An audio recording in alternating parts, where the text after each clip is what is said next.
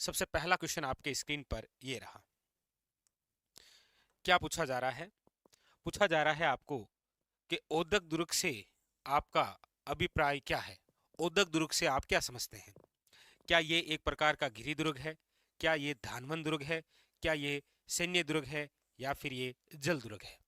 तो ओदक दुर्ग का मतलब ये होता है ऐसा दुर्ग जो चारों ओर जल से घिरा हो, मतलब जल दुर्ग ही क्या है?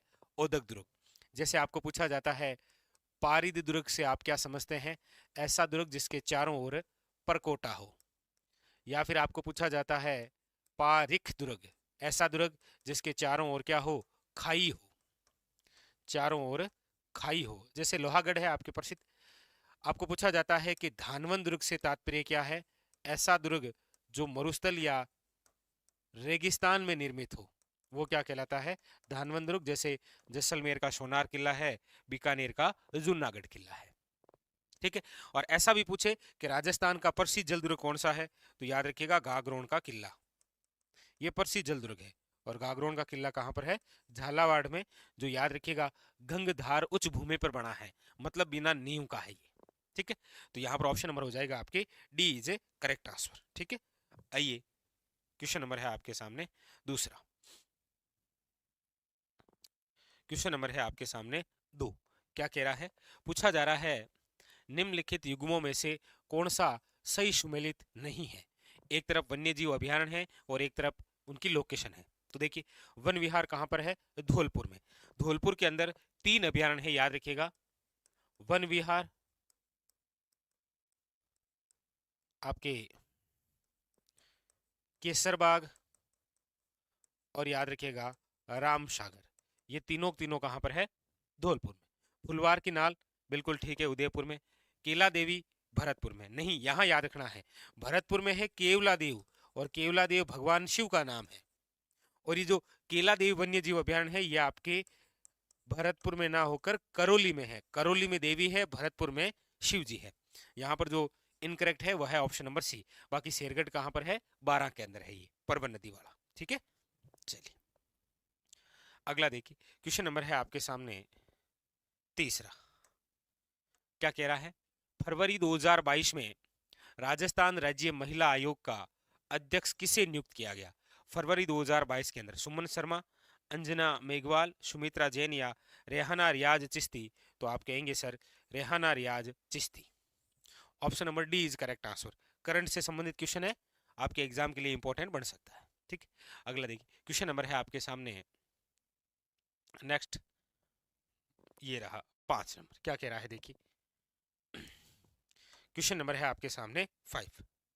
हाँ, देखिए, निम्न में से कौन सा राजस्थान के बांगड़ प्रदेश का भाग नहीं है? बांगड़ प्रदेश का भाग नहीं है।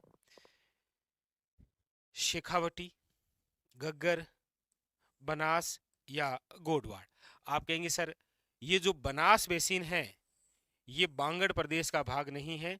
बनास बेसिन जो है ये आपके पूर्वी मैदानी प्रदेश का भाग है। किसका है? पूर्वी मैदानी प्रदेश। और बांगर प्रदेश यानी कि शेखावटी हो, चाहे गग्गर हो और चाहे घोड़वाड़, ये तीनों मरुस्थलीय प्रदेश के भाग हैं। जबकि बनास किसका भाग है? पूर्वी मैदानी प्रदेश का, याद रखना है। ठीक है।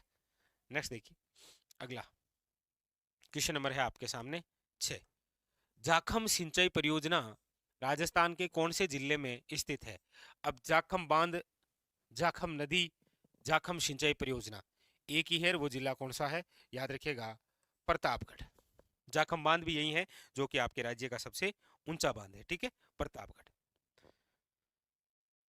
चलिए नेक्स्ट, क्वेश्चन नंबर 7 तो आपके मैथ रीजनिंग का होगा। चलिए क्वेश्चन नंबर 8 बड़ा इंपॉर्टेंट है, लीजिए। क्वेश्चन नंबर है आपके सामने 8। क्या कह रहा है देखिए, निम्नलिखित में से कौन सी एक खरीफ की फसल नहीं है? खरीफ की फसल नहीं है। अब इससे इजी क्या होगा, जबकि आपको पता है कि रबी की प्रसिद्ध फसल गेहूं है। तो गेहूं है वो खरीफ की नहीं है, वो रबी की फसल है। ठीक है। अगला देखिए,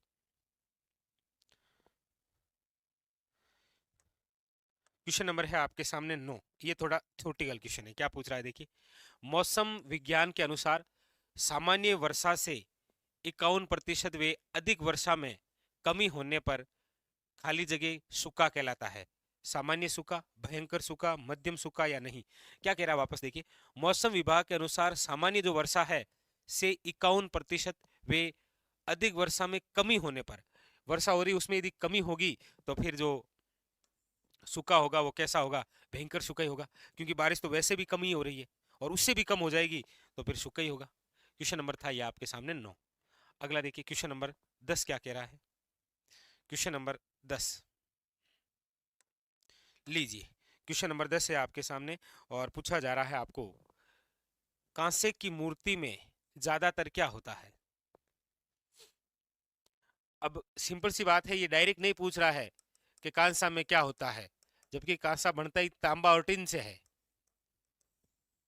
ये याद है? आप कहेंगे ऑप्शन नंबर डी, क्योंकि तांबा मीन्स कॉपर, कॉपर और टिन से मिलकर बनता है कांसा। बाकी इसने ऐसे पूछ लिया कि मूर्ति में ज्यादातर क्या होता है, एक ही बात है। अगला देखिए, 11 नंबर आपके मैथ का हो गया। हाँ, क्वेश्चन नंबर 12।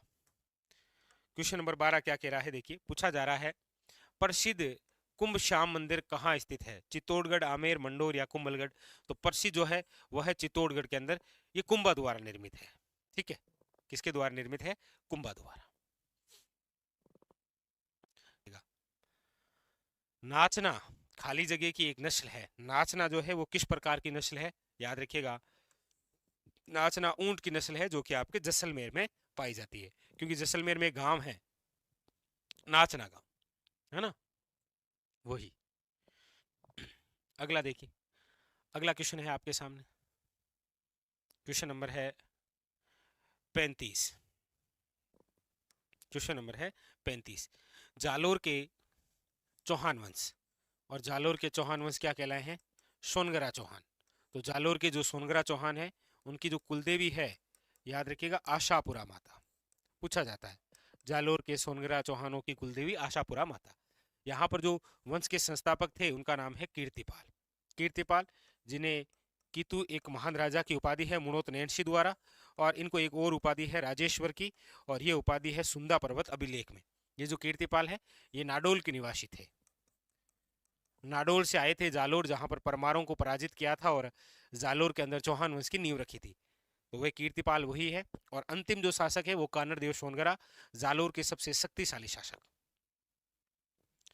अगला देखिए, क्वेश्चन नंबर है आपके सामने 36। क्या कह रहा है देखिए। पूछा जा रहा है, गंगानगर अगेती खाली जगह की फसलें हैं। अब अगेती किसकी फसल है? तो याद रखिएगा कपास की। ठीक है, और कपास को दक्षिणी राजस्थान में क्या बोलते हैं? तो ये इंपॉर्टेंट क्वेश्चन बनता है, याद रखिएगा, बीनिया कहा जाता है। क्या बोलते हैं आप इसे? बीनिया। और कपास के लिए मिट्टी पूछे तो याद रखिएगा काली मिट्टी। नेक्स्ट, अगला देखिए, क्वेश्चन नंबर है आपके सामने 37। बागोर सभ्यता, बागोर सभ्यता किस नदी के किनारे है? देखिए, ये जो बागोर सभ्यता है ये जिस जिले में है वो जिला तो है भीलवाड़ा, और जिस नदी के किनारे है वो नदी है कोठारी, याद रखिएगा। ठीक है, कौन सी? कोठारी नदी। Option number B is the correct answer. ठीक है, अगला देखिए, क्वेश्चन नंबर है आपके सामने 38। वेरी वेरी इंपॉर्टेंट फैक्ट है ये। 38 नंबर, बूंदी के राजमहल में प्रसिद्ध चित्रशाला का निर्माण किसके शासनकाल में हुआ था? तो राव उमेद सिंह के शासनकाल में। ठीक है, याद रखिएगा। जबकि रंगमहल का जो निर्माण है वो शत्रुसाल के समय हुआ था। ये दो अलग अलग क्वेश्चन है, याद रखिएगा। तो आपके सामने ये था क्वेश्चन नंबर 38। ठीक है, आगे देखिए, ये तो साइंस का। ठीक है, चलिए। हाँ, क्वेश्चन नंबर 41 आपके सामने क्या कह रहा है। क्वेश्चन नंबर 41 देखिए, निम्नलिखित अभ्यारण्यों में से कौन सा अभ्यारण्य उड़न गिलहरी के लिए प्रसिद्ध है? उड़न गिलहरी बोल सकते हैं आप। ऐसा भी पूछा जा सकता है, चौसिंगा के लिए प्रसिद्ध कौन सा है? पूछा तो आपको ऐसे भी जा सकता है, चित्तल की मातृभूमि के लिए कौन सा अभ्यारण्य प्रसिद्ध है? पूछा तो आपको ये भी जा सकता है कि राजस्थान का वह अभ्यारण्य जो सागवान वृक्ष के लिए इंपॉर्टेंट है। तो ये सब का सब अभ्यारण्य सीता माता अभ्यारण्य है, याद रखिएगा, प्रतापगढ़ वाला। Option number C. Question number है आपके सामने 42। क्या कह रहा है? पूछा जा रहा है निम्नलिखित में से कौन सा शून्य बजट प्राकृतिक खेती के 4 स्तंभ में शामिल नहीं है? जीवामृत है, अच्छा दाना भी है, बीजामृत भी। शुरुआत है, ये कुछ नहीं है। जो शून्य बजट प्राकृतिक खेती के 4 स्तंभों में नहीं है वो है आपके शुरुआत वाला नहीं है। ठीक है, अगला देखिए। क्वेश्चन नंबर है आपके सामने 43। ये तो साइंस से रिलेटेड। हाँ, ये रहा क्वेश्चन नंबर 44। क्या कह रहा है देखिए। पूछा जा रहा है आपको मत्स्य संघ का राज प्रमुख किसे नियुक्त किया गया था? मत्स्य संघ राजस्थान एकीकरण का प्रथम चरण 18 मार्च 1948। और पूछ रहा है राज प्रमुख। राज प्रमुख वो बने थे, वो थे धौलपुर के महाराजा जिनका नाम है उदयभान सिंह। कौन बने थे? उदयभान सिंह, वसुंधरा राजे सिंधिया के ससुर। अगला देखिए। चलिए तो फिर हाँ, ये एक अच्छा क्वेश्चन है। क्वेश्चन नंबर है आपके सामने 46। देखिए क्या कह रहा है। Question number 46। मानमोरी शिलालेख, ये वही शिलालेख है जिसे कर्नल जेम्स टोड ने इंग्लैंड जाते समय समुद्र में फेंकवा दिया था। किस क्षेत्र से संबंधित है? ये मेवाड़ चित्तौड़ से संबंधित है। मेवाड़ चित्तौड़, मानमोरी शिलालेख। अक्सर पढ़ते भी हैं आप। चलिए कंप्लीट। अगला देखते हैं। क्वेश्चन नंबर है आपके सामने 47। क्या कह रहा है देखिएगा। पूछा जा रहा है आपसे कि कितने भारतीय राज्य राजस्थान के साथ अपनी सीमा साझा करते हैं? ये राजस्थान, राजस्थान के साथ एक तो देश सीमा साझा करता है, याद रखिएगा, पाकिस्तान। राज्य हैं एक तो पंजाब, एक है हरियाणा 2, एक है यूपी 3, एक है एमपी 4 और एक है गुजरात 5। तो 5 राज्य और एक देश, याद रखिएगा। ठीक है, अगला देखिए। अगला क्वेश्चन, क्वेश्चन नंबर है 48। 48 देखिएगा। अटपटी, अमरशाही, उदयशाही, शिवशाही क्या है? अटपटी, अमरशाही, उदयशाही, शिवशाही, ये सब जो है वो आपके पगड़ियों के प्रकार हैं। क्या है ये? सब के सब पगड़ियों के प्रकार। ठीक है, अगला देखिए। ये तो आपके मैथ का क्वेश्चन आ गया। ठीक है, कहाँ तक पहुंच गए थे हम? हाँ, ये लीजिए। Question number 50। क्या कह रहा है देखिए। क्वेश्चन नंबर 50 नंबर क्या कह रहा है वो देखना है। कोपेन के अनुसार गंगानगर जलवायु प्रदेश में स्थित है। देखिएगा, ये कोपेन, ये लोकेशन पता, BWHW, फिर है BSHW, फिर है CWG, उसके बाद में है AW। पूछ रहा है गंगानगर, ये रहा गंगानगर और BWHW। Option number D is A correct answer. ठीक है, option number D is A correct answer. Clear है? चलिए, तो ये था आज का हमारा सेशन जिसके अंदर हमने राजस्थान जीके के बहुत सारे प्रश्न देखे। बहुत अच्छे अच्छे प्रश्न थे जो आपके आगामी एग्जाम के लिए भी इंपॉर्टेंट होंगे।